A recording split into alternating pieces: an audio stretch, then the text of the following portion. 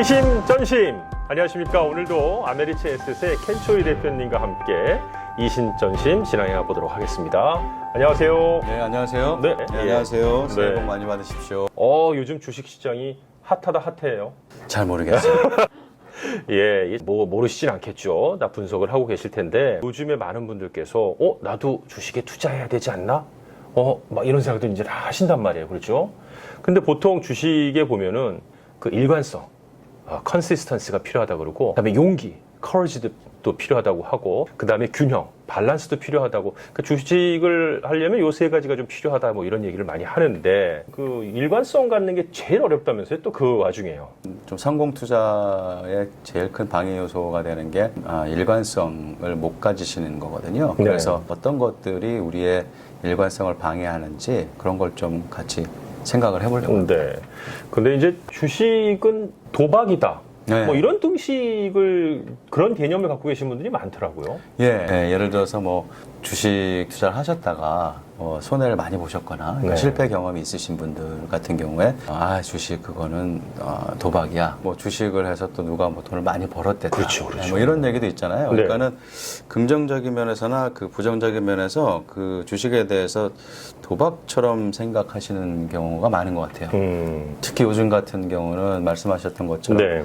시장이 작년 연초에 코비드 때문에 이제 급락한 이후로 지금까지 계속 그 상승세를 유지해오고 있는데, 회복세를 유지해오고 있는데, 시장이 더 좋다 보니까 요즘 들어 또 부쩍 주식에 대해서 관심을 가지시는 분이 많은데, 네. 근데 또 이제 그런 분들 중에서는 역시 또 도박성이 있다고 해도 나는 괜찮다. 뭐 이런 거라면 할만하다. 뭐 이렇게 또 생각하시는 경우들이 많은 것 같아요. 근데 이제 주식하고 도박하고 뭐 같은 어떤 맥락인 것 같으면서도 사실은 틀린 점이 많지 않겠습니까? 그래서 제가 한번 차트를 한번 준비해 봤습니다. 차트요?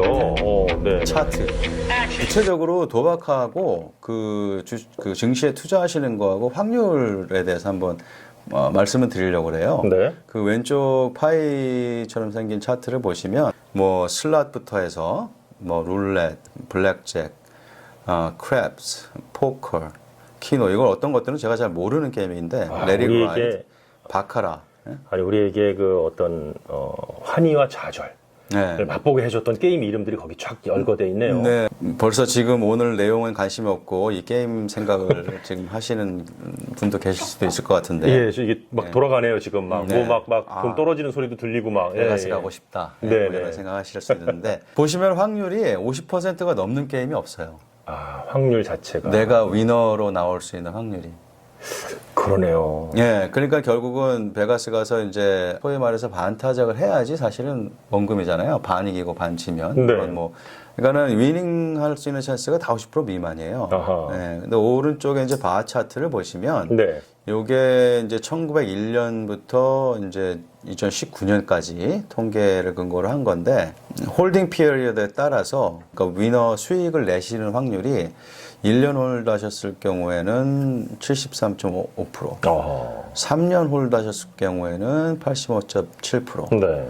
그래서 최소한 10년 이상 15년 홀드 하시면은 96.1%, 99.9%니까 사실 95% 이상 거의 100% 가까이 다 수익이 나는 거죠. 그러니까 그 수익이 얼마냐는 차이는 있겠지만. 그렇죠. 차이는 있겠지만. 네. 그러니까 50%, above 50%이 아니라 네. 지금 70%, 미니멈 70% 이상이고 홀딩 피리어드가 길어지면 길어질수록 내가 수익을 내는 확률은 그러니까 위닝, 도박에 비교하자면 위닝하는 확률은 거의 100%에 가깝잖아요. 네. 그러니까 사실 이런 프로바빌리티 확률상에서 보시면 사실 도박하고 주식 투자, 증시 투자는 사실은 같은 게 아니죠.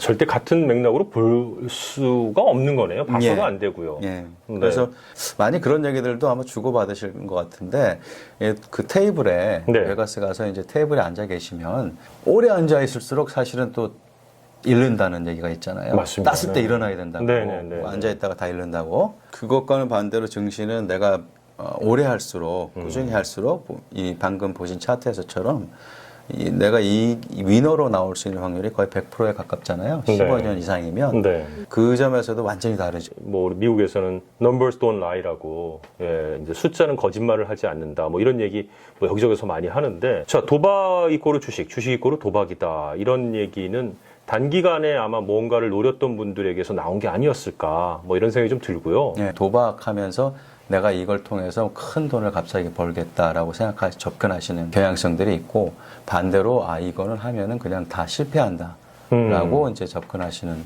그런 경향성이 있는 거죠. 그렇죠. 네. 둘 분 다 그걸 도박이라고 생각하기 때문에 한 분은 전혀 안 하시게 되는 거고 네. 또 한 분은 너무 또 어그레시브하게 앞뒤 안 가리시고 하시게 되는 거고 똑같이 도박이라고 생각하지만 어떤 앵글에서 생각하시냐에 따라서 지금 다르게 지금 행동을 하시는 거죠. 그렇게 주식을 놓고도요. 예. 아하. 자, 어쨌든 주식은 도박하고 같을 수는 없네요. 이제 이게 여기 숫자적으로 보여주는 것만으로도요. 네. 자, 그리고 또 다른 편견에 대한 이야기를 계속 또 이어나가 보겠습니다. 1월 효과는 무엇인지, 그리고 5월에 또 팔고 나가라는 것들은 그런 이야기들은 왜 나왔는지, 뭐 그런 예. 얘기도 좀 해주십시오. 예, 뭐 금융 관련된 아리클에서 자주 나오는 표현일 거예요. January Effect라고. January Effect요. 예, 그 이제 1월 효과라고 부르는데 1월 달에 증시가 어떤 성적을 냈느냐에 따라서 그 해의 성적의 향배가 어느 정도 점쳐질 수 있다. 이제 그런 게 이제 January Effect인 거죠. 그래서 그런 말이 나왔다는 거는 실제로 그런 일이 많이 벌어졌다는 얘기인가 보네요. 네네. 실제로 결과론적으로 놓고 보면 네. 그렇게 예상하는 게 상당히 많이 맞아요. 네. 네네. 저 주로 이제 차트를 보여드리면서 말씀을 드리려고 합니다. 앞으로. 네. 이제 안 나오는 거예요? 차트 나올 때는요? 네, 이렇게 하면서 해도 되는 거예요, 그럼? 네. 그렇게 안 하시더라고요. 그럴 줄 알았는데. 밑에다 깔아요, 차트를? 예, 이야, 이거 지난번에 갑자기 그럼 보니까. 큰일 나네. 예, 네. 그래서 조심하셔야 됩니다. 네네. 예. 다시 차트요. 네, 차트. 차트 갑니다. 네. 제뉴얼리 이펙트라는 게 방금 말씀드린 것처럼 이제 1월의 증시의 성적이 이제 그해 증시 성적을 예상할 수 있게 하는 1월 첫 주가 만약에 파지티브였으면 네. 그해 성적이 파지티브로 끝나는 경우가 74%. 상당히 높죠. 높네요. 네. 네. 1월 전체가 만약에 파지티브로 마무리를 하면은 그 해에도 파지티브로 끝날 확률이 77%. 네네네. 네. 그래서 어느 정도 사실은 뭐 말이 되는 부분도 있죠. 제뉴얼리 이펙트가요? 네. 근데 이제 문제는 이런 걸 가지고 내가 투자 결정을 하기에는 부족하다는 거죠. 그리고 오히려 바로 이런 것들을 기초로 해서 내가 투자 결정을 하는 게 바로 일관성을 네. 방해하는 이제 그런 결과를 초래할 수 있다는 거죠. 무슨 얘기냐면은 그 차트에 보시는 것처럼 이제 1928이라고 되어 있잖아요. 그러니까 1928년부터 이제 제뉴얼리 이펙트라는 걸 기준으로 내가 투자 결정을 했을 경우에 네네. 어떤 결과가 나왔는지를 보여드리는 거거든요.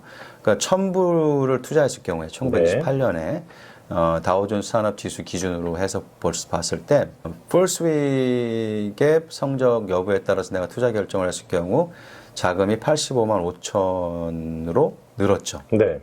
그리고 전체 1월의 성적을 기준으로 해서 판단을 해서 투자를 하거나 말거나 하셨을 경우에 96만 1000불로 늘었잖아요. 네.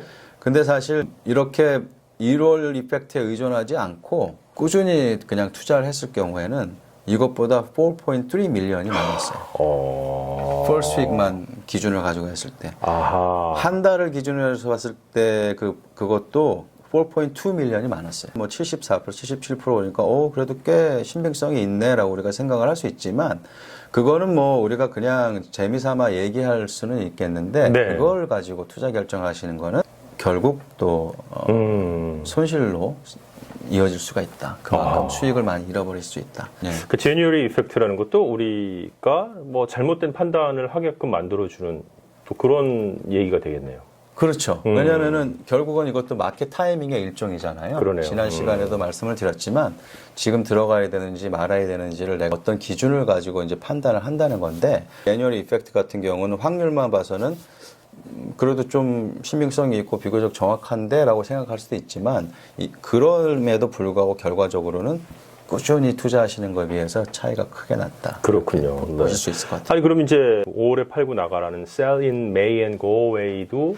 예. 예, 그러니까 뭐 마찬가지인 것 같아요. 금융 관련 전문지나 아니면 웹사이트나 아리크레나 이제 이런 표현들이 자주 등장을 하는데 네. 보통 이제 5월이 지나서 이제 서머로 들어가면 이제 마켓이 약간 소강 상태로 들어가고 그렇기 때문에 뭐 별로 돈 벌 수 있는 기회가 없다라는 거고 네. 그래서 이제 그게 지나고 나서 이제 투자를 하라는 게 시즈널 이펙트가 있다라는 거죠. 계절적인 이펙트가 있다는 건데 5월에 팔고 예를 들어 11월에 다시 시장에 들어간 경우하고 다시 차트요.